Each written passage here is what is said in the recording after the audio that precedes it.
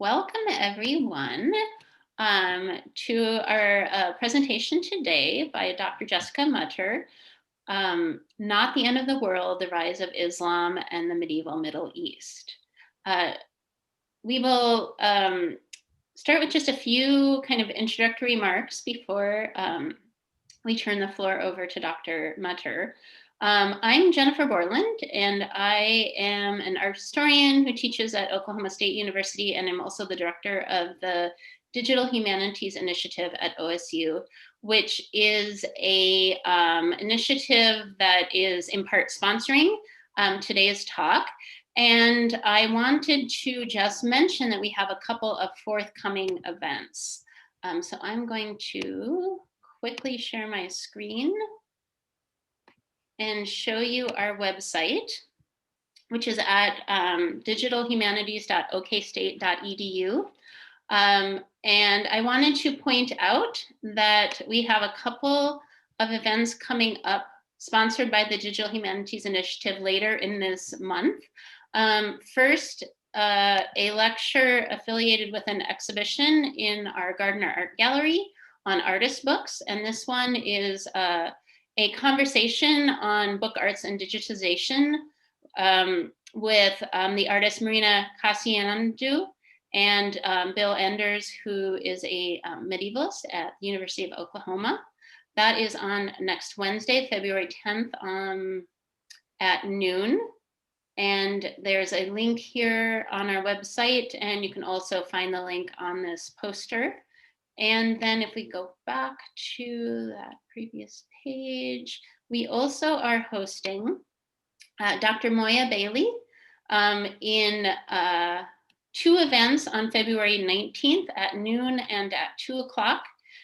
She is going to be interviewed by Dr. Stacy Tafex, who is a scholar of the digital humanities, who is also teaching a course on digital humanities at OSU, and focused on issues of race and gender and money in the course of doing digital humanities research. And then the second event that day will be specifically for undergraduates and graduate students, focused on how to do research about social justice using social media data. And so I want to make sure that everyone is aware of those events. Registration can be found, again, if you go to our homepage. You can find all these links and they'll connect you to our registration here. But I just wanted to make sure that everybody was aware of those things coming up. Okay, and with that, I would like to introduce Dr. Thomas A. Carlson, who is going to introduce Dr. Mutter. Thomas Carlson is an associate professor of history here at OSU, and his research has been focused on the religious and ethnic diversity of medieval Middle Eastern society. He is the author of Christianity in 15th Century Iraq, published in 2018 by Cambridge University Press, and he's working on a new book that explores the social impact of Middle Eastern ethnic and religious diversity in the Islamic Middle Period, so 950 to 1500. He has developed a new digital history project, the Historical Index of the Medieval Middle East, or HIMA, which recently received the NEH Humanities Collections and Reference Resources Grant. And Dr. Mutter's postdoc here at OSU is associated with the HIMA project. So if you want to check that out, you can find more about that at medievalmideast.org. And so with that, I want to turn it over to Dr. Carlson, who will introduce today's speaker. Thanks everyone for being here today. Thank you, Dr. Borland, for the introduction. And yes, thank you and welcome to all of the attendees. It is delightful to see this talk so well attended. I have the privilege and the pleasure of introducing my colleague, Dr. Jessica Mutter, who joins us after completing her PhD at the University of Chicago in 2018. And she is now a postdoctoral researcher here at Oklahoma State University, working on the HIMA project with support from the National Endowment for the Humanities. In her copious spare time when not working on the HIMA project, she's also, of course, revising her dissertation for a book, manuscript tentatively entitled Converts and Apostates in Early Islam, as her research focuses on the dynamics and and characteristics of conversion in the early Islamic period. And before I turn the floor over to Dr. Mutter, I also want to mention that we are recording this, and so the recording will hopefully be available later in case there are any problems. But Dr. Mutter, the floor is yours, and we look forward to hearing what you have to say. Thank you, Thomas, and thank you, Jennifer. Thank you to both of you for the introduction, and thank you all for being here today to listen to this talk. I'm going to start by sharing my screen. Let's see, where are we? One moment.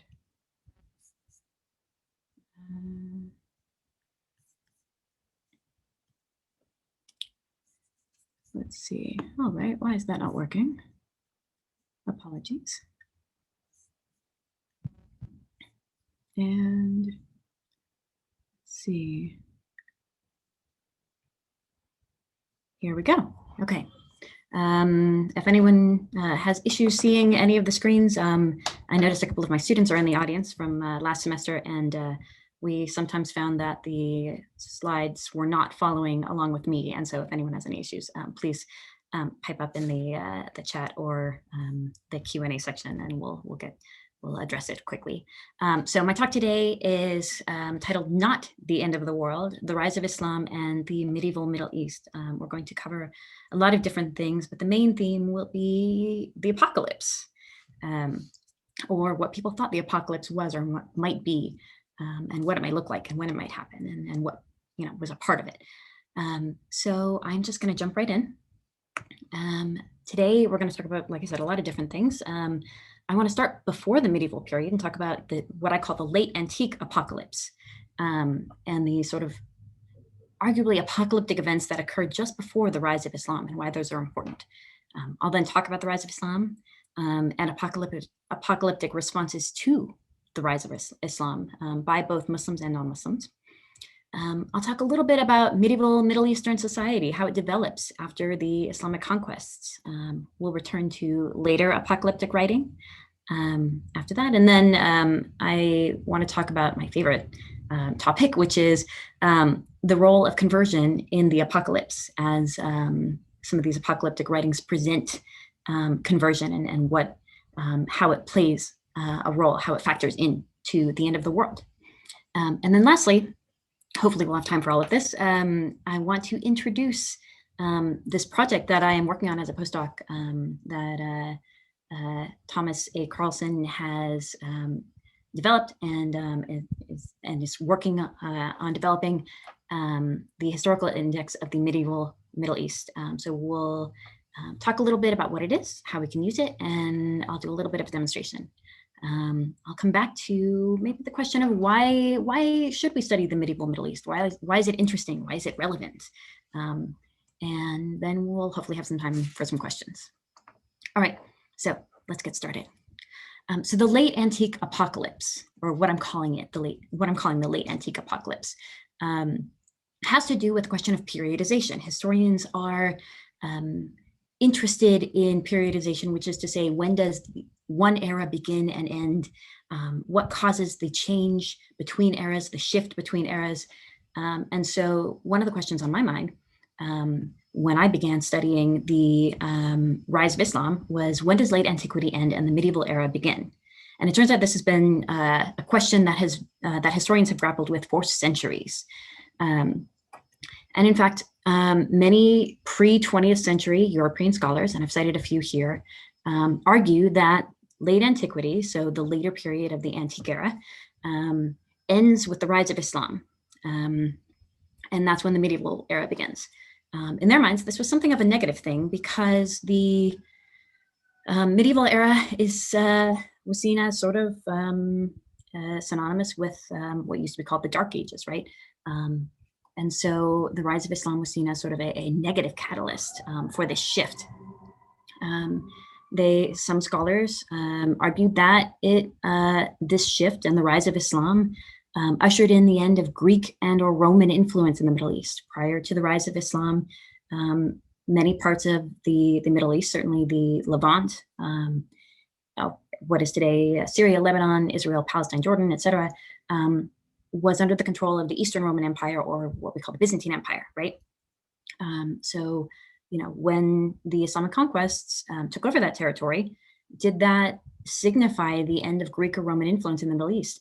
And what some of these scholars argued was synonymous with the end of civilization, right? And I'm putting that in air quotes because that is definitely a term that could be unpacked. How do you define civilized? How do you define uncivilized? But we're not going to get into too many details about that. But nonetheless, this was sort of the argument that some of these early scholars posited. Most of those perspectives are no longer relevant. Later scholars have since questioned the idea that the rise of Islam was responsible for ushering in decline, ushering in even the end of the antique era. Scholars debate when late antiquity ended and the medieval era began. Some argue it started as well before the rise of Islam, the medieval period. Some argue that it started a couple of centuries later and that early Islam was part of the late antique era. I would agree kind of with the former, that late antiquity, there were other factors that ushered in the end of late antiquity. And those factors, I would say, constitute something of an apocalyptic combination of events for people living in the Middle East. Just to give you some context in terms of dates, the rise of Islam happens toward the beginning of the 7th century Common Era. And so I want to talk a little bit about some events, just a few of the events that affected people living in the Middle East in the 100 years prior to the Islamic conquests. So let's say the early part of the 6th century, the 500s, to the early part of the 7th century, the 600s, right? So just a few of these apocalyptic events. First, and probably most important, there was a series of endless seeming wars between Sasanian Persia, the Sasanian Empire, which covered much of what is today Iraq, Iran, and other parts of Central Asia, as well as parts of the Caucasus, and with the Byzantine Empire, which was based in Constantinople, covered much of what is today Turkey, parts of the Levant, as I've already mentioned, Egypt, and areas further to the west, other territories as well. These two empires had been warring on and off for centuries, but these wars had gotten especially intense in the century prior to the rise of Islam. And in fact, the last one ended less than 5 years before the Islamic conquests. These wars had devastating effects on the populations living in the territories in which the battles were happening, including Jerusalem, which Persia had taken over for quite some time. And the Byzantine Empire, Heraclius, like I said, had just retaken Jerusalem and territories around it only a few years prior to the early Islamic conquests.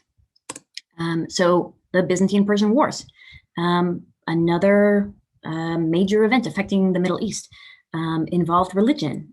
So you had several Christian theological councils that occurred at sort of regular intervals, resulting in several Middle Eastern sects being deemed heretical in the eyes of the church, and in the eyes of particularly the Chalcedonian Church, or and in the eyes of the Byzantine Empire.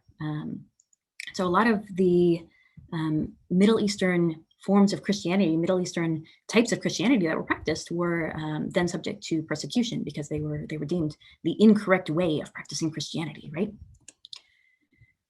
On top of that, something we can all maybe connect with, a series of pandemics, in this case, bubonic plague pandemics, starting with the plague of Justinian, which began in 541. This first plague was the most intense one. It lasted until 546, but then it kept coming back at somewhat regular intervals well into the 8th century to 767 Common Era. So the first pandemic decimated the Middle Eastern the population of the Middle East, but that sort of continued on for centuries afterward. Hopefully we won't have to commiserate with anything quite that severe.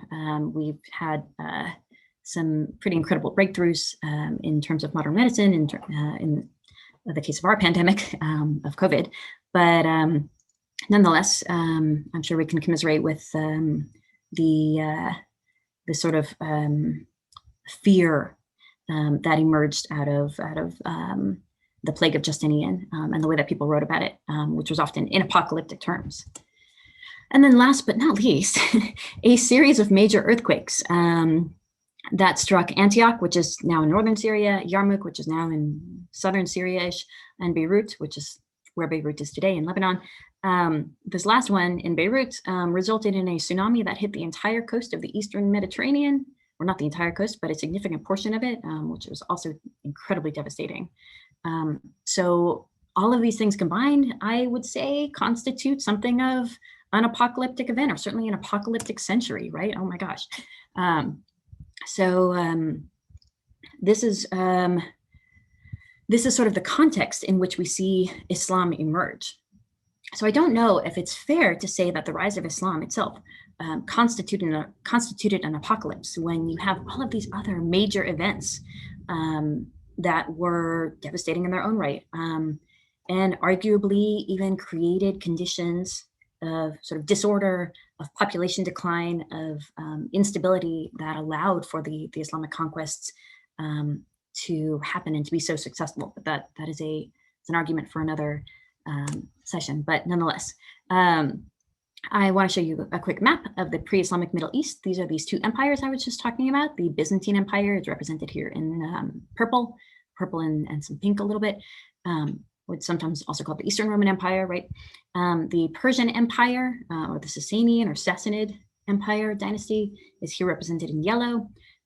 This orange over here, which is, I would argue a little bit with this term, but represents sort of vassal states or affiliates of the Persian Empire. There were also affiliates of the Byzantine Empire further to the west. But anyway, this is sort of the context in which we are working. So this is the coast where some of these earthquakes occurred, so on and so forth. Okay. So now that said, let's talk a little bit about the rise of Islam. I am going to go through the story of early Islamic history and the life of Muhammad and what happened shortly after his life in rapid time, or record time probably. So the rise of Islam coincides with the life of Muhammad. Muhammad is considered the prophet, the last prophet of Islam, and he is the person who received, according to Muslim belief, received a series of revelations that is contained in the Quran. The word Quran actually means recitation. So Muhammad grew up an orphan in the town of Mecca in the Arabian Peninsula, and he seemed to have lived an exemplary life, but a relatively ordinary-ish one. Well, that's debated, but nonetheless, an exemplary life until the age of 40, when, while meditating outside of town, he had something of a vision, or a voice spoke to him, and he wasn't sure what this was, and eventually had more of these visions and these a voice speaking to him, and ultimately came to the conclusion that this was the voice of God, that this was a divine revelation. And indeed, the Quran presents itself. We have, a written, the Quran is now written down in textual format, but it represents these visions that Muhammad had, and what the visions, or what this voice basically said to him. It represents itself as the word of God, passed down through the angel Gabriel. And so Muhammad began to receive these revelations at the age of 40 in the year 610 Common Era. This is sort of the Muslim historical narrative of early Islam. And these messages that were being passed down said a lot of different things, but the most important thing was that there was one God, and only that one God should be followed. Muhammad started to share these messages with his family, with his community in Mecca, and started to gain a large following. He also gained a lot of opponents because the town of Mecca happened to be a pilgrimage site in which a building, the Kaaba, held 360 different idols representing different gods or different figures of worship. And so, in fact, the economy of Mecca was at least partially reliant on polytheism, on different people worshiping different gods. And so to preach strict monotheism to one God alone actually had economic implications, negative ones for the town. And so Muhammad also gained quite a lot of opponents. Eventually, he gained enough opponents that he and his followers had to flee the town and travel up to a town to the north called Yathrib, which eventually became known as Medina, or Medinat Nabi, and gained more followers there and continued to expand his community throughout the rest of the Arabian Peninsula. He gained a lot of followers. Sometimes sometimes entire tribes joined his movement. I'm very carefully not saying converted, by the way. Entire tribes joined his movement until eventually he had amassed enough of a large enough following that he was able to return to Mecca, sort of reconquer it from his early opponents in the year 630, so about 20 years after he first started receiving revelations. About 2 years later, he died suddenly of a fever. And this was something of a crisis because he had not named a successor.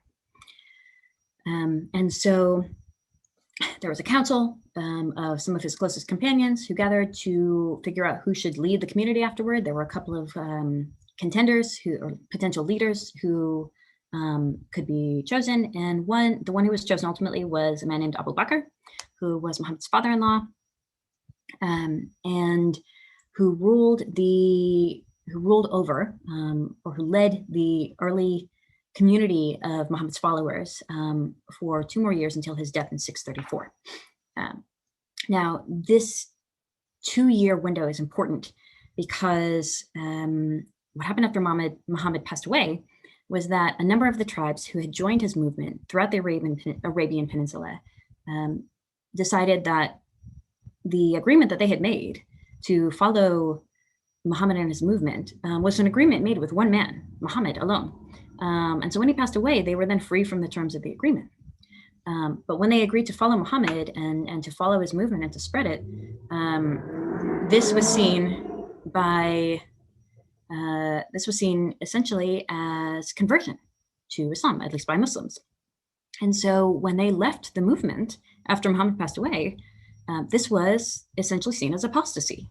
And so for the 2 years that Abu Bakr was in power, he spent that time essentially reconquering the Arabian Peninsula, which is to say going back and fighting these tribes to say, you have apostatized, you have to come back to Islam.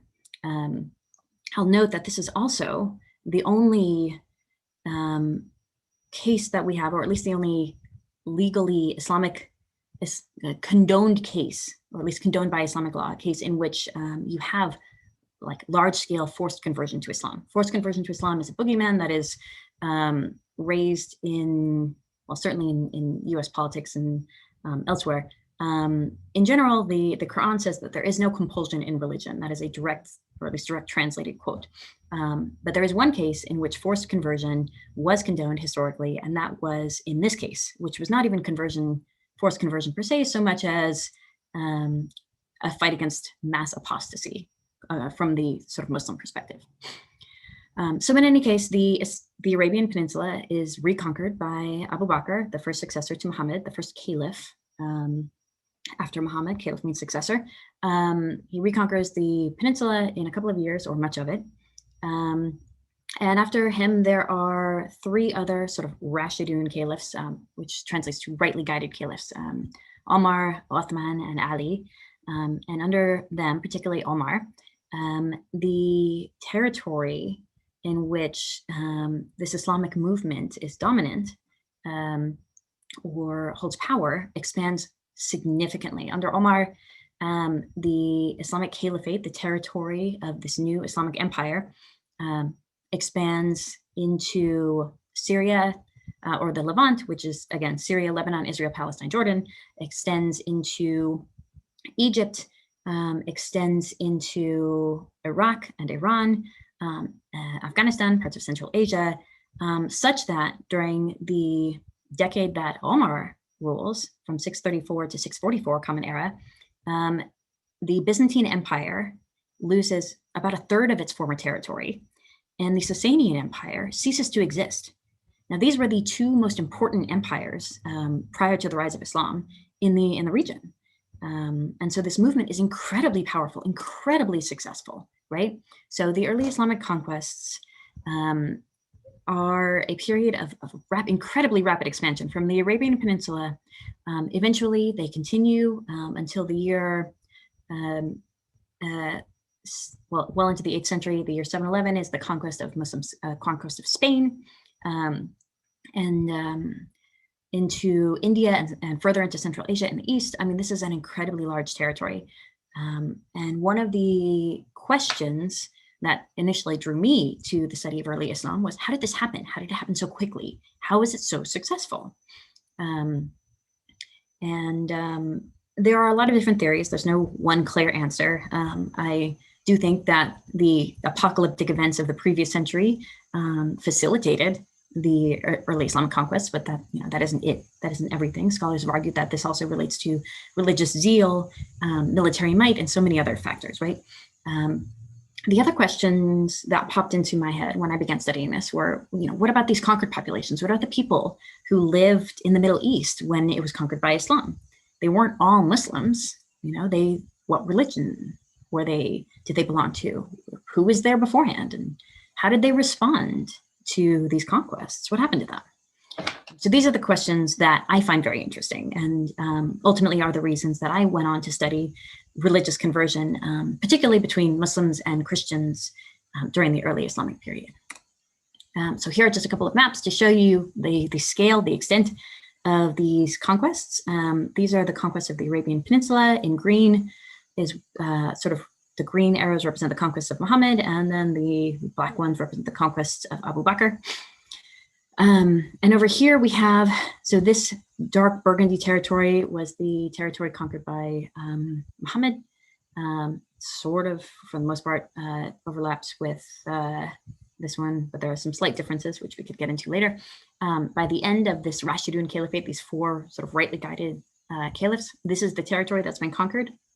And that's literally less than 30 years, 29 years that this expands, that this area has been conquered in. And then by the year 750, which is the end of the next dynasty, the Umayyad dynasty, all of this area in gold has also come under the rule of the Muslim Caliphate, under the Muslim Empire.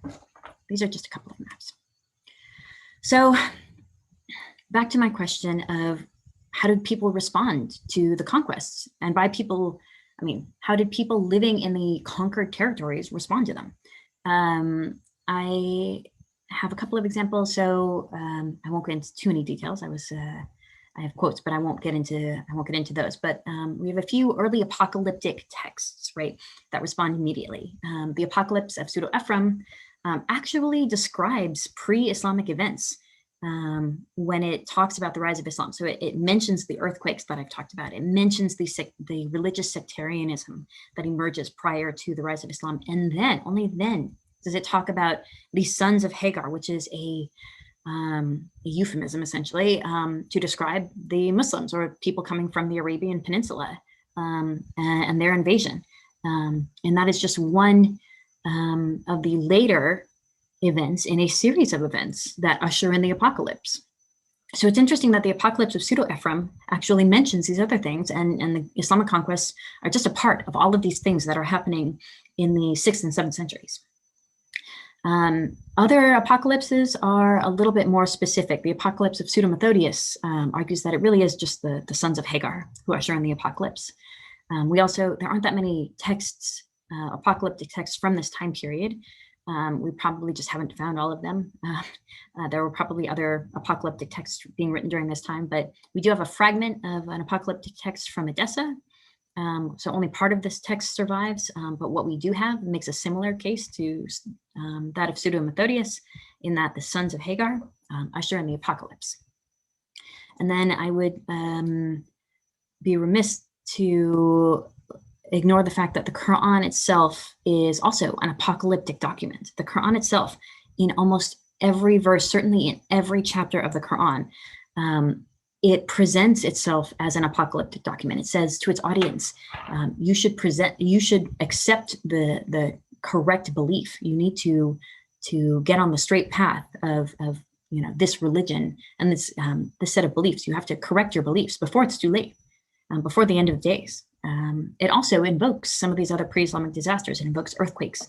It invokes events that happened to other tribes in the Arabian Peninsula that were seen as sort of historically bad events. So the Quran itself is an early apocalyptic document that is sort of, presenting its own version of history and what the apocalypse will look like. So, nonetheless, the apocalypse, the rise of Islam, maybe needless to say, did not usher in the apocalypse in the Middle East. Not everything that happened after the Muslim conquests in the Middle East was good and wonderful, but many scholars present it as, historically have, and even to this day, sometimes present it as a golden age in the Middle East. And so, while I will not use the term golden age, I will talk about many of the good things that happened after the Islamic conquests. One is the rise and development of major cities. So Baghdad was founded after the Islamic conquest, a few centuries after, as was Cairo. The city of Cairo did not exist prior to the rise of Islam. There were other cities near that, near Cairo. There was Baghdad. So Cairo was founded near the early Islamic city of Fustat, which was founded near the Roman settlement of Babylon. But Cairo itself was a brand new city that emerged during the medieval period, right? Several years after the early Islamic conquest. Baghdad was founded next to the former Persian capital, Ctesiphon. And there are several other cities that it had existed prior to the rise of Islam that saw expansion and sort of a sort of rejuvenation or an advancement, an expansion during the medieval period. I'm glossing over so many details in this one slide, but another major positive development in medieval Middle Eastern society was in the intellectual field, in the field of scholarship. What is sometimes called Islamic science develops during this time period. What is called Islamic philosophy, which is often sort of a grappling with elements of Greek philosophy, emerges and flourishes during this time period. Adab, which is basically literature, develops during this period. And many people living in the medieval Middle East are involved in the Greek translation movement, which is to say the translation of Greek texts into Arabic, which then later facilitates the Renaissance in Europe after those texts are translated from Arabic back into other European languages. I call some of these things Islamic sciences or Islamic sciences, Islamic philosophy, etc. But these aren't just Islamic. These aren't just done by Muslims. Muslims participated, of course, but so did Jews and Christians and people of other religions. And so this really is, I hesitate to call it ecumenical, but it is a scholarly flourishing that is not unique or specific to Muslims per se. It happens in a lot of different places by a lot of different people in the medieval Middle East. The economic historian in me has to mention the fact that trade networks rose and developed and expanded between Europe and Asia. Of course, there were trade networks that existed prior to the rise of Islam, but bringing this large territory under one rulership facilitated trade in a lot of ways. Surprisingly, even under, and maybe specifically under the Mongols, this is actually called the Pax Mongolica. This is a phenomenon, one of the more positive things that came out of the Mongol invasions. But you have the rise and expansion of trade networks as well. not just, goods and services are traded along these networks, but also ideas and religions, not just Islam, but other types of Christianity, even Buddhism, different forms of religious practice, like Sufism, for example, spreads along these networks, as do other cultural trends. And of course, not just positive things, but negative things also spread. Arguably negative things also spread along these networks. The bubonic plague spread along some of these trade networks. The Mongols followed some of these trade networks. Obviously, the Pax Mongolica was a positive development, but the Mongol conquests themselves were devastating to the population. Crusaders traveled along well-known networks through Anatolia. You also had sectarian assassins emerge during the medieval period, who sought out political leaders they deemed insufficiently moral, so on and so forth. So not everything in the medieval Middle East was great. Some of the events that occurred still seemed quite apocalyptic. And in fact, we do have later apocalyptic texts written in the Middle East. But they do shift in tone, right? So no longer are Christians writing about the rise of Islam or the sons of Hagar invading, and this being one of the elements of the apocalypse, or the only element of the apocalypse. Now, Christian apocalyptic is talking about this sort of epic battle between Byzantium, which in their minds often is associated with Christianity, and Islam, and how the conversion of Christians to Islam is part of that apocalypse. It's ushering in the apocalypse. I've got a couple of examples of texts from this time period. They're still somewhat on the earlier side of the medieval period. There are several from later centuries. So like the 9th century is not that late in terms of the broad span of the medieval Middle East, which arguably goes up till the 15th, 16th century. But nonetheless, Christian apocalyptic has changed in its themes. So these are common themes among several writers. Muslim apocalyptic has also shifted. It's not just the Quran now. It's not just the apocalypse is nigh, and you better shape up, although that is still an element in some of these texts. But Muslim apocalyptic now incorporates a lot of events that happened in Islamic history and often reads as allegorical. There were several early sectarian rifts that occurred in Muslim society and among Muslims related to things like theology and leadership. And so a lot of Muslim apocalyptic describes the dissolution of the community due to infighting. A figure called the Mahdi, who's sort of a redeemer figure, almost like a messiah figure, now plays a major role in Muslim apocalyptic. He will return on the last day to save those of righteous belief, often those people who belong to the same sect as the writer of the apocalyptic. And there is, similarly to Christian apocalyptic, an emphasis on Byzantium and particularly the city of Constantinople, which Muslim armies for centuries tried to conquer and only succeeded in doing so in the 11th century,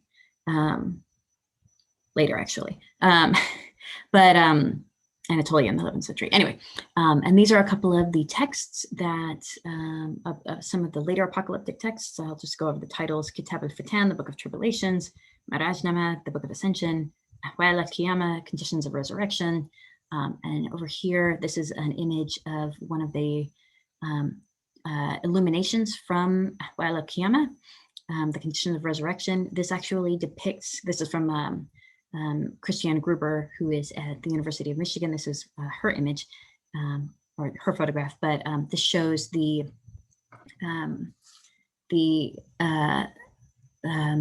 dispersing of sheets of paper, basically rendering individuals worthy of heaven or hell. White ones mean heaven, black ones meaning hell, essentially. And then my last interest, or my last focus, or what I'm going to talk about in terms of apocalyptic, is conversion. So I mentioned that Christians associated conversion to Islam, mass conversion to Islam, with the apocalypse.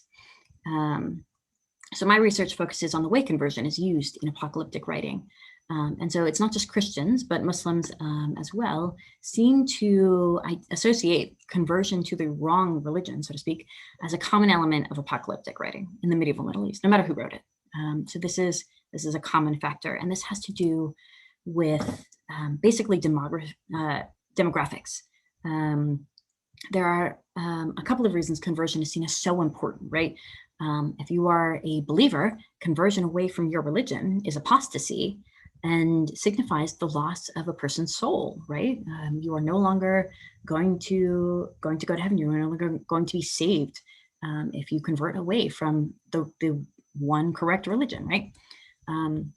So that's on an individual level. On a wider level, mass conversion, like I said, is a demographic change, one that can be apocalyptic in the sense of causing communities to cease to exist. If nobody practices your religion anymore, your religion doesn't exist. And so this was something of mass conversion or mass apostasy was something of an existential concern, particularly for some sects of Christianity and minority religions in the Middle East.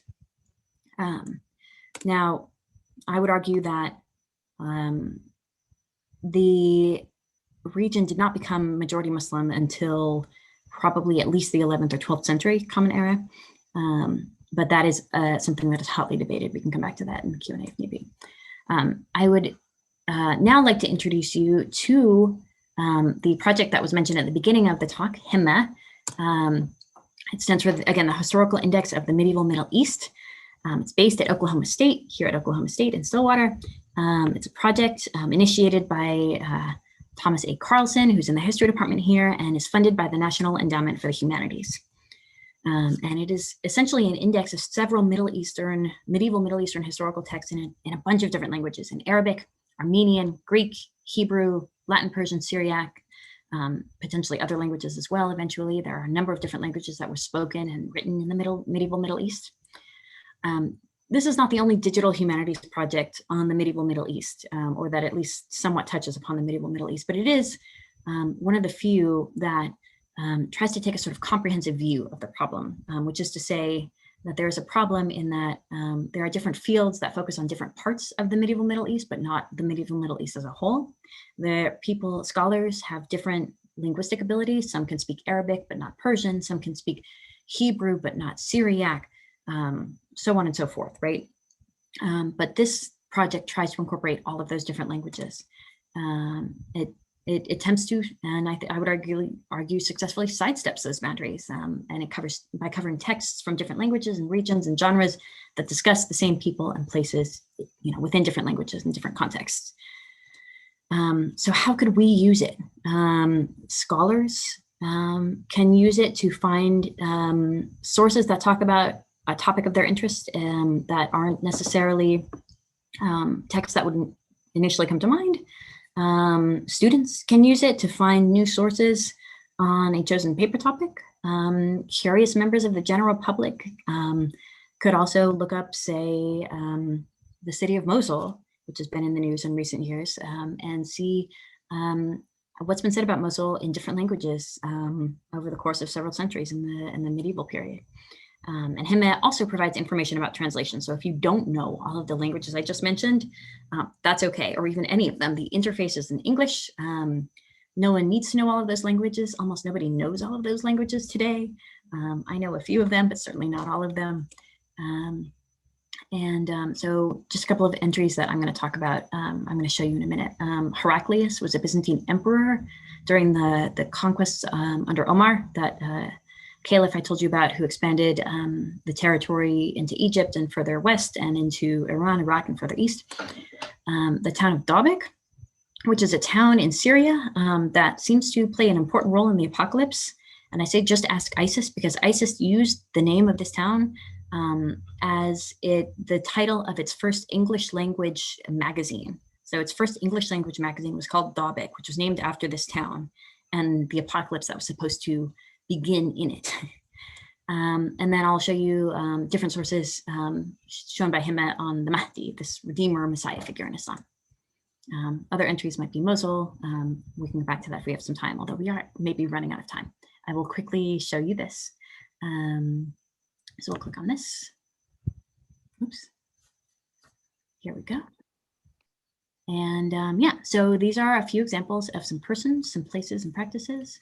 So if you go to Heraclius, for example, this Roman emperor is mentioned by Yaqut al-Hamawi.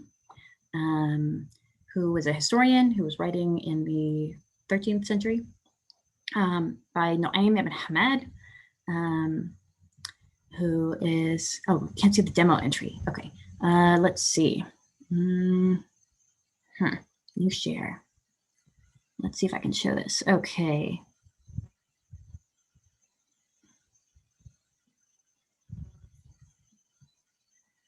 Can people see the demo now? Okay. Okay, so I'm going to go back and show you where I was. So this is the historical index of the medieval Middle East. And if you click, so there are a lot of different options entries that we can look at. So we can look at Heraclius, and here are some events mentioned in different texts. So Yaqut and Nu'aym are both scholars writing in Arabic at different time periods. Nu'aym is much earlier, who's writing in the 9th century. Yaqut was writing in probably the 13th. And then several events mentioned by Michael the Syrian, who is a Syriac scholar. And so down here we have some page numbers. So if you wanted to go and find out more about what was being mentioned about Heraclius, you could go and look at all of these things. We have the Arabic for Heraclius and the Syriac, and a little bit of information about him.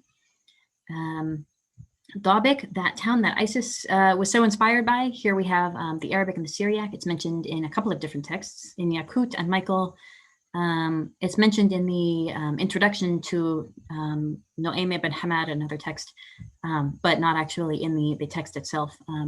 But it actually shows you where Dabiq is on the map in what is now sort of northern Syria, right on the edge of the Anatolian Peninsula. And it's near Aleppo. And some of the information that we have here. And then this last figure I'll show you real quick is the Mahdi, this Messiah figure.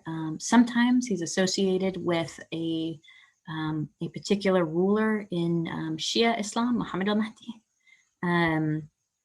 But he's mentioned in this text by Nu'aym ibn Hamad, as well as there's just an Arabic text, as well as Michael the Syrian. Really quickly, I'll show you Mosul as well. Where's Mosul? Mosul has quite a lot of information. It's mentioned by Yaqut al-Hamawi, Ibn Battuta, a traveler in the 14th century, Michael the Syrian, etc. Yes. Okay. So that is a quick demonstration of Himma. I am going to come back to my slides. But that is just a quick demonstration of what's going on. So I have some comments about why to study the medieval Middle East, but let's, I'm going to go ahead and wrap it up so that we have time for at least a couple of questions. But thank you all, and I look forward to hearing your thoughts. Thank you.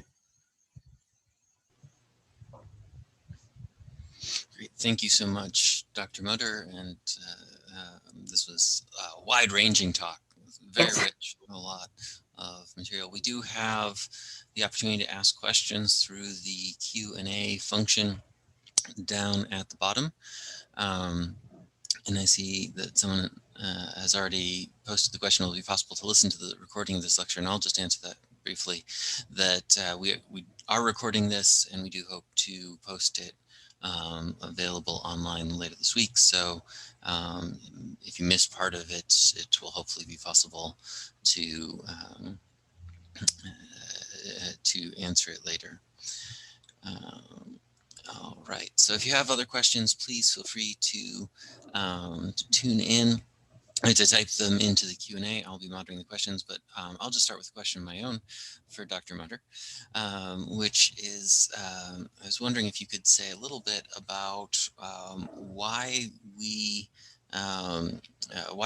can we benefit from studying the apocalyptic expectations of a previous generation? I mean, Yes. Some people might phrase it more aggressively as, well, they were wrong. The world didn't end. So what do we gain today from studying their apocalyptic expectations? I really look forward to your answer. Okay, well, so there are a lot of different ways I could answer that, and I'm going to try to keep this short, but this isn't the last time that people have thought the world was about to end, right? There are apocalyptic movements that emerge every few years to the present day. I mean, there are some that possibly still exist. You might even argue that QAnon itself is something of an apocalyptic movement, but people also thought that the entire world might end, or at least the digitized version of it might end in the year 2000. I don't know if anyone remembers the Y2K crisis, right? People thought that the world might end in 2012, according to the Mayan calendar, right? But there are also smaller groups, often who very fervently believe that the apocalypse is imminent, and so to study apocalyptic belief can help us to understand how these ideas emerge, what fuels them. Often things like instability are factors in the rise of apocalyptic belief, I would argue. And so by studying the earlier apocalyptic movements, we can better understand current ones. That's just one example of why this is relevant. I mean, I also think it's interesting unto itself, but that's not an answer for a non-believer, shall we say. Well, thank you. I very much appreciate that. We have a question from Usman Ghori. Can you talk about how the Crusades, especially the First Crusade, were viewed by contemporary Muslims in the context of the apocalypse? So I very much enjoy this. I mentioned the Crusades as an important element in the medieval, or an important historical event in the medieval Middle East. But quite frankly, it was not of the same import among Middle Eastern scholars, particularly Middle Eastern Muslims, among Middle Easterners, particularly Middle Eastern Muslims, that it was for European Christians, or European Christendom, so we say. So we don't have all that much historical information written by people living in the Middle East about the Crusades, but we do have a scholar who I like to cite quite a bit. His name is Osama ibn Munkid, who wrote about, he was a local Syrian prince. He was kind of from a noble family that was down and out, to be honest. And he lived near lived near several crusaders and wrote about his encounters with them. And the sense that one gets in reading his memoirs, which these are some memoirs, is that the crusaders are viewed as, I mean, they're sort of nuisances. They fight with the Muslims, and sometimes they're good in battle, but for the most part, they're these sort of boorish, uncouth, uncivilized people who have decided to come to the Middle East and cause mayhem. And try to take over Jerusalem, which granted was a bigger concern, but nonetheless was not nearly as important to the history of the Middle East, the medieval Middle East, as it was to Europeans. And so it's, if anything, some of these stories are kind of humorous. Not all of them are. There's certainly a lot of fighting, but it is. It's not seen as quite the apocalyptic event or the world-changing event as it is in Europe. Thank you. Another question, this time by Tariq Majid, asks, were there apocalyptic Christian narrations similar to the notion of a Mahdi before Islamic apocalyptic narratives? And I might combine that with a question from Quinn Marriott asking, with various interactions we see between Islam and the West across the Middle Ages, did Islamic apocalypticism interact with its Christian equivalent in any way? Interesting. I would say, okay, so of course the second coming of Christ is an element of Christian apocalyptic across the board. So the end of the world will usher in the second coming of Christ. And interestingly, in a lot of medieval Muslim apocalyptic, Jesus also emerges at the end of the world, at the apocalypse. Sometimes along this Mahdi figure, sometimes he himself is this Mahdi figure, which is surprising and an interesting twist. It sort of complicates our understanding of or what the media often presents, I would say, in the US at least, as this sort of existential fight between Islam and Christianity. If Muslim apocalyptic actually looks forward to the second coming of Jesus, or the return of Jesus as the Messiah, or as the Mahdi, or alongside him to fight the Antichrist, then this rift, this existential fight isn't really what it's being made out to be. But yes, there certainly is. That's maybe one example of borrowing or sort of interactions between Christian apocalyptic and Muslim apocalyptic. I think I might have answered both of those questions, at least indirectly. Thank you. I have a question from Matthew Kuiper. Are there any Sasanian or Persian or Zoroastrian texts that deal with the Arab conquests in apocalyptic terms? I believe there are, but I am not going to say anything more than that because I don't know enough about them to speak to them, quite frankly. But this is something, let's see, who has written about this? Possibly Kenneth Van Bladel, possibly Richard Payne. I am not sure who has written about this, but I am certain that someone has. And in fact, I'm going to look this up a little bit, and I may get back to you about this, Matthew. So there's a question from our colleague, Dr. Brandy Wells. Thanking you for this great talk.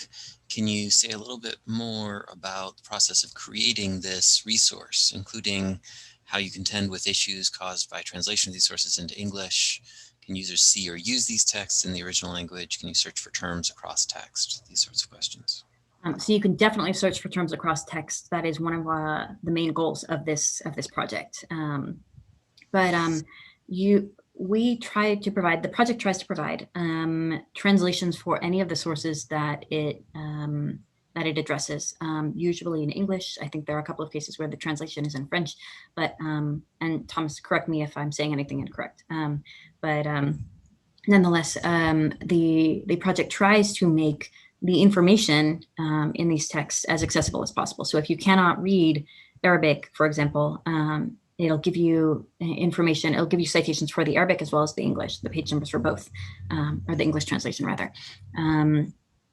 Yeah, so users should be able to, to search across different languages with no problems at all. What was the other question? Apologies. Did I address everything? I think that's, it's just a question of challenges dealing with English translation and such things. I might weigh in just a little bit to clarify that we're not providing full text of these sources, but rather indexes to these sources. So you can search across the indexes for persons or for places or for practices, including beliefs like the Mahdi. But we're not providing like page scans of these sources, but we'll provide you all the information you need to get it from Interlibrary Loan once that's functioning again after the pandemic. Somewhat similar to WorldCat. Here's where you can go and find these things in either the original language or translation. All right, one last question. Unfortunately, I think we only have time for one more question. There are others posted, but so from our colleague, Dr. Emily Graham, thank you for the fascinating talk. I wonder if you see any resonance between apocalyptic movements in the regions adjoining the Islamic world, like Millenarianism in the century before 1000 CE, and movements within the medieval Middle East. Yes, absolutely. Millenarianism, did I say that correctly? Anyway, is also a phenomenon within the medieval Middle East, and I think that there's probably some borrowing there. This depends. This is sometimes related to the sort of Christian calendar, and sometimes related to the Muslim calendar, the Hijri calendar. The year 200 AH, which is to say after Hijri, so to speak, after the Hijra, coincides with this this bout of apocalypticism among Muslims that seems to be associated with conquering the rest of the Byzantine Empire. And in fact, the caliph, the caliphs who ruled, the Abbasid caliphs who ruled during this time period were extremely preoccupied with taking over Byzantine territory as associated with the end of the world. These were things that were sort of linked in their minds. But yeah, I would say that there is absolutely overlap in beliefs about sort of dates and numbers and their importance. These are shared by Europeans coming to the Middle East, by Middle Easterners going to Europe, so on and so forth. So if I recall correctly, I think we're supposed to end at 1 p.m. So thank you so much, Dr. Mutter, for sharing your expertise with us and giving us this broad sense. Although I'm hearing that All right, so I was checking the end time with our organizer, Dr. Borland, who says that we can continue if Dr. Mutter, if you're up for a couple more questions. So question, anonymous question, oh, I should first say, because we're running overtime, therefore I want to thank everyone for coming. If you need to go, understand that.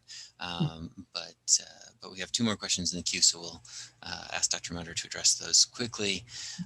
One of them is, have you noticed any sense of solidarity among medieval non-Muslim communities who wrote apocalyptic texts? You mean within the, I actually would want some clarification, within the communities or sort of among different, I suppose within the communities is maybe obvious. But I would say that different non-Muslim communities within the Middle East they responded in different, they responded in different ways. There was some sense among some groups, Christian groups in the medieval Middle East, that Muslim rulers were somewhat more tolerant than the previous Byzantine rulers, because they were of sects that had been deemed heretical by essentially the Byzantine Empire, and so while they had to pay higher taxes as a result of living under Muslim rule, were not necessarily persecuted, or at least not systematically, for their beliefs. So there might have been some camaraderie there. In terms of how that factored into apocalyptic, I haven't really seen any direct evidence of that. But that's an interesting question, and I will keep it in mind. One last question, which is, it looks twofold, from Jesse Torgerson. In your view, how central is the interpretation of Surah 30, Surah Ar-Rum, in Muslim apocalypticism? And then more broadly, do you see Muslim apocalypticism as more of a textual question or a wider social phenomenon? So Surah Ar-Rum, I mean, that definitely plays a role in Muslim apocalyptic. It's not always cited whenever you have references to Rome or the Byzantines or the Byzantine Empire, and of course these are usually sort of conflated. But it's always there behind any references to Rome, right, or to the Byzantines. And then I'm sorry, Thomas, what was the second question? Do you see Muslim apocalypticism as more of a textual phenomenon, or was it a broader social phenomenon? Okay. So while I'm working solely with texts, I would argue that it was certainly much more of a social phenomenon. There's probably a lot more apocalyptic belief and apocalyptic dialogue that was happening, off the written page, happening sort of in Middle Eastern society, or different Middle Eastern cities, different Middle Eastern societies, different Middle Eastern religious or other communities. But that said, because they're not text-based, we don't have evidence of them. We don't have oral histories of these apocalyptic discussions. Sometimes you might have polemical debates that hint at the apocalypse, and those have been recorded, but who knows how, and by text again, but who knows how faithful those are, so on and so forth. So my guess would be, yes, it probably goes well beyond the text, but to what extent and how, I couldn't say.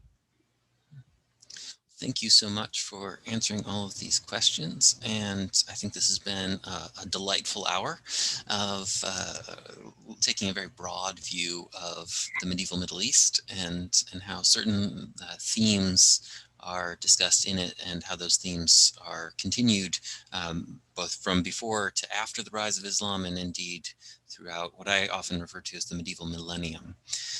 So now I'd like to ask Dr. Borland if she has anything further any final words that she'd like to give us for the session. I think just excellent job, and thank you so much to everyone for coming. And I put a link to the page at our Digital Humanities website, where we eventually have the link for the recording.